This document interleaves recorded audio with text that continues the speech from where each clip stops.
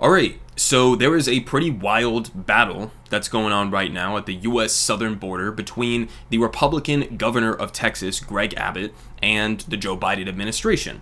And basically, what this boils down to is a dispute over who has the authority to control the southern border. Is it the state of Texas and their own National Guard and their state border patrol? Or is it the federal government controlled by Joe Biden and Customs and Border Patrol that has the authority to, control the U.S. southern border with Mexico? And there's a lot of different layers to this story. I'm going to try to simplify it, even just for my own sake, to try to make sense of all of that's going on. But I think sort of the meta point here that needs to be made is that a lot of this is just politics. A lot of this back and forth that we're going to get into here is just some Republicans trying to posture and use this as a weapon for the 2024 election, in many cases explicitly, openly admitting that they don't really want to address the issue of immigration in a bipartisan way right now, even though Biden is giving them a pretty sweetheart right-wing immigration deal on the table because they want to help Trump's odds. They want to help him be able to run on this as an issue for 2024.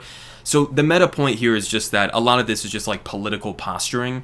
And the other underlying point before we get into this is that, I think the issue of immigration, right? If you want to say there are so many people who are coming into the United States, they're undocumented, there's a massive flow of them, it's chaotic, it's all of this and that.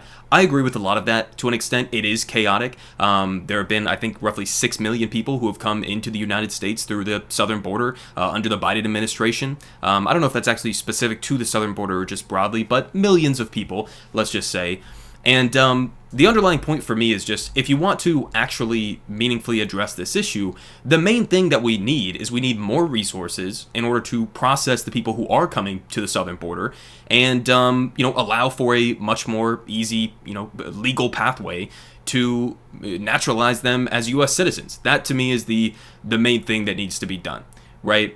And the dispute here is that Republicans want to heavily focus on just militarizing the border and trying to make it as brutal and difficult as possible for people to come into the country, in their minds to deter anyone from even thinking about making the trip to the United States. Obviously, I disagree with that broad point because I think immigration is largely a great thing for this country, for most countries around the world. It's largely beneficial for the economy, for our culture, for society, and all that. But that's sort of just my opinion on it. We can get into sort of the legal dispute here, which is also kind of interesting, but basically it started off with, and I've talked about this in previous videos, but the Texas National Guard, under the orders of Greg Abbott, they've been laying down like all of this razor wire along the Rio Grande. They've been putting like buoys in the water, which is something I talked about, where they have like sharp razors on the buoys, which is to me just so dystopian. Like, what, I guess you could try to make a stretch of an argument, like if somebody sees that buoy, they won't even dare to make the trip across. To me, that's pretty fucking bleak, because you will have people who inevitably try to make that trip across, and we've seen people who have gotten caught in the razor wire. We've seen people who have drowned as a result of some of these tactics that have been put up, and it doesn't really address the underlying issue of why people are coming to the southern border in the first place, right? They're not just choosing to do this because it's a fun vacation. I mean, people are largely fleeing dire circumstances in their own home countries. Many of those dire circumstances, you could largely blame the history, recent history, and extended history of U.S. foreign policy meddling with all of these countries and, destabilizing them and exploiting the resources and labor of these different various countries. So there's a lot to get into on that front, but it basically comes down to this. Joe Biden and his federal border agents want to be able to have access to the entirety of the southern border. And when the Texas National Guard sort of usurps their power, because the federal government has this authority under the Constitution to control the U.S. national borders, when the Texas National Guard is putting up these razor wires and all of these different things, they're getting in the way of the federal government trying to do their thing at the southern border. And so that's the essence of this dispute here, right? You have Greg Abbott on the one hand, who's coming out and he's saying, the Joe Biden administration, he's failing to control the flow of migrants into the United States, so I have no choice but to, as he points out here in the statement he released, declare an invasion, okay? Declare an invasion of the state of Texas, as if it's like a military force that's coming into Texas. And he's using that to basically try to claim he has the authority under the Constitution to, take these drastic measures to further militarize the border and crack down on it. The Supreme Court disagreed with him slightly. Basically, the Supreme Court's argument here was, you can maybe put up some of these things, but you cannot prevent the federal Customs and Border Patrol from going and removing some of these things. It's a very convoluted, ruling that was brought down. And Sagar made this point today on Breaking Points. It kind of has a major loophole because it says you can't prevent federal agents from removing the razor wire, but it doesn't necessarily say that you can't keep putting the razor wire down. So it's kind of like, what are we just going to get into an endless loop here of federal agents trying to remove some of the razor wire, the Texas National Guard putting down more razor wire? It's just a really chaotic, nonsensical situation that's going on. But so Greg Abbott, he's putting out this statement. You have a bunch of other conservatives. I saw like Glenn Youngkin, the governor of Virginia, and many other Republicans across the country are throwing in their support behind Greg Abbott. And they're saying he's standing up to the Biden administration. He's, being the boss man. He's taking control of the chaotic border and all of this and that. And you have responses from Democrats like Joaquin Castro here and Greg Casar. We're coming out and saying if Abbott is going to continue defying the Supreme Court's ruling, then the president needs to establish sole control of the National Guard, basically federalizing the Texas National Guard. So it's definitely getting very heated, to say the least. And I'm seeing so many ridiculous commentaries on Twitter and on the rest of the YouTube commentator space of people talking about civil war and this is like Texas's grandstand against the federal government. I mean, we'll see. Maybe we had the White House here who was saying they don't rule out federalizing the Texas National Guard. I mean, it would be a very bold move, but also it's like, under the Constitution, they do have the authority. They are the ones who get priority control over the southern border, over any of our federal borders, right? We're not talking about a state border dispute here. We're talking about the U.S. southern border with Mexico. Yes, the Biden administration, the executive branch, the federal government has control over that. And so you've had this wild back and forth here, and it's kind of yet to be seen exactly how the Joe Biden administration is really going to respond to this, because if Greg Abbott keeps coming out and straight up ignoring the Supreme Court ruling, it looks like, and ignoring what the Biden administration is saying here, then this could spiral into a actual battleground between Democrats, Republicans, or the Biden administration in Texas. And I guess we'll have to see where it goes from here. I mean, politically, it's interesting because immigration is definitely a huge weapon that Republicans want to use for 2024, that they've been using for years and years and years. And it's an issue that I don't really think they want to meaningfully fix, again, because it's very politically beneficial for them to keep the situation at the border chaotic so that they can, like they're doing down here on Fox News, literally in this clip, showing videos of people in the water and, coming across the border in flocks and saying, look at how crazy it is. You need to elect us to be much more militant and take control of the situation.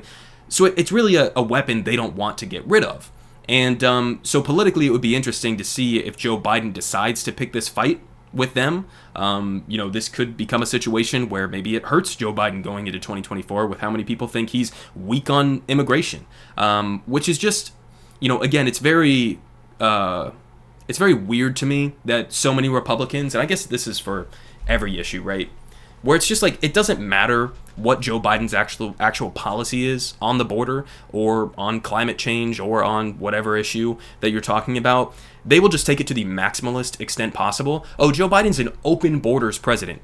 An open borders president. I mean, he's not Donald Trump, but he's not an open borders president.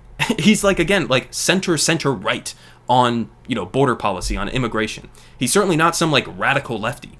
But it's the same thing with issues like climate change, for example. I mean, Joe Biden's setting record paces for approving new oil and gas leases, right? Okay, yeah, he did the, whatever it was, the Inflation Reduction Act, or was it the bipartisan infrastructure bill? One of those bills that had some, meaningful investments in climate change, but then it also gives a bunch of handouts to the fossil fuel industry. And then they turn around and they say, we need to undo Joe Biden's radical Green New Deal. It's like, well, he never passed the fucking Green New Deal. That's not even in his policy agenda. He was running against the guy who was running on the Green New Deal. But they just make this shit up. Oh, he's a radical communist Marxist. Joe Biden's a radical communist. Oh, okay, so we're just making shit up now.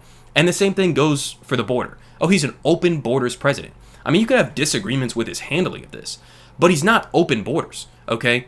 He's carried on a lot of the Trump policies. Not all of them. He got rid of, Remain in Mexico was a big one that Trump, wanted to, or did successfully under his administration and wants to continue if he's reelected.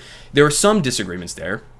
Joe Biden has been much more lenient when it comes to parole and what people call like catch and release, where you allow people to come in and claim asylum, which, by the way, you have a right to claim asylum under international law, under U.S. law. But he's been slightly more lenient on things like that, allowing people to come in and then they go throughout this entire process and they have a court date and they have to show back up and then their, claim is adjudicated and all of that. And so he's been slightly more lenient on that. But again, the real core issue there is there's not enough resources, there's not enough judges, there's not enough, ability to actually process the people who are coming into the country in an efficient way and give them a path forward to citizenship, right? And that's what I think should be the focus. Now, of course, what Republicans want from this is, again, a political tool for 2024. And here from the American Prospect, I'm going to link this down below if you guys want to go read the entire article. He does a much better job of explaining this than I can do. But he says Republicans don't want to win an immigration policy fight. Okay, they don't want to win an immigration policy fight. And so what he's basically talking about here is there has been a deal that has been in the works for weeks or months now at this point, where they're basically tying like Ukraine funding, for example, and maybe Israel funding as well, with border funding and border policy. And the policies that Joe Biden has floated as a part of this border deal would basically be like the best thing that Republicans could possibly ever ask for. Okay, especially under a Democratic president. Now, some Republicans are saying, oh, well, we don't want to do this. We want to wait until Trump's back in office and then we'll be able to get something better, so we shouldn't do this. And even I've seen, other Republicans, Senate Republicans, coming out and warning other Republicans who are against this current deal that Biden put forward, which is a very right-wing immigration deal.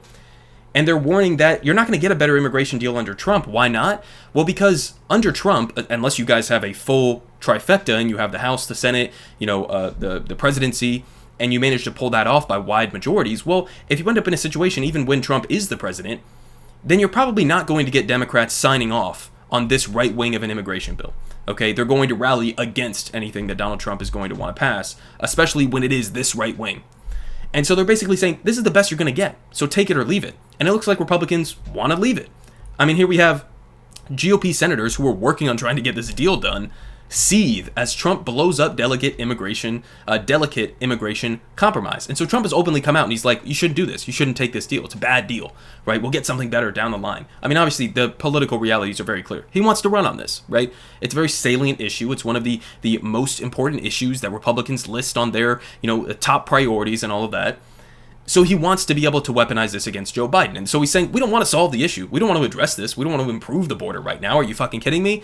I want to run for my re-election campaign on this. So why would you do that now? Why would you help out Joe Biden? I mean, it's so shameless. We had Mitch McConnell, who even came out and basically just straight up admitted this part of it, right? He said, when we started this, and this is in a conversation with Senate Republicans, he said, when we started this, the border united us and Ukraine divided us. The politics on this have changed. Okay, they say this is all about Trump. McConnell referred to Trump as the nominee and noted that the former president wants to run his 2024 campaign centered on immigration, and the GOP leader said, we don't want to do anything to undermine him. We're in a quandary. Yeah, quite a quandary. I mean, it's so fucking shameless, right? It's just... this is part of the reason why shit never gets done. A lot of it's just corruption within the U.S. government where, you have corporate interests that influence our politicians, and that's why positive legislation is so difficult to pass, but yet the, military budget getting jacked up by $100 billion every year is pretty easy for them to get passed. There are other reasons, but this is one of the reasons, right, that it's so difficult to get anything done. And I'm not even a fan of the immigration bill that Joe Biden was putting forward. But they should be a fan of this. But they refuse to do it just purely out of spite, just purely to help Donald Trump's re-election chances, even though, in all likelihood, Trump runs on this for the 2024 election, he gets re-elected on it. Even in that scenario, you're probably not going to get a better deal than what Biden is putting on the table right now. So, I mean, there you go. Listen, again, I'm not an expert on border policy. This isn't necessarily like my area that I like to focus on too much because, again, it's just a political football that's thrown back and forth, and immigrants are demonized, and Democrats fall into the trap and shift further and further right over time, allowing Republicans to take control of that narrative and not actually running on an aggressively like pro-immigration policy framework with legitimate strategies in place to allow for a more efficient path forward for people to come into this country in a legal way. It's just a political football that's thrown back and forth, and so I don't like to necessarily focus on these kinds of stories, but this one is pretty fucking wild, right? And it does matter because, these are families for the most part. Like, these aren't, despite what many Republicans would insist, like, these aren't just like drug gangs who are roaming in with backpacks of fentanyl or something like this. These are vastly, okay, just families, people who are trying to come over here in search of a better life. Either they're fleeing from violence or political instability or economic, horrible economic situations, and they're looking to come here and to work, to get a job, to, if we allow them to become citizens, to pay taxes, to be good, upstanding citizens. And I see no reason why we shouldn't make that entire process easier. But instead we have, basically a weaponized issue that Republicans and Democrats both want to run on over and over and over again. And it never gets fixed. And as we continue playing this little, circle jerk roundabout game here, people are dying. I mean, people die in the Rio Grande. People die trying to make this journey up here. You're making it more and more dangerous as it's more and more militarized on the border. Even Greg Abbott recently, slightly joked about, I guess, floating the idea that, like, the only reason we're not shooting people on the border is because the Joe Biden administration would prosecute us for murder. So, I mean, that's where we're at right now in this country. It seems like, although it's a very complex issue, it's really not. It's really not. It's complicated because it's made to be complicated by people who don't really have a vested interest in meaningfully solving it.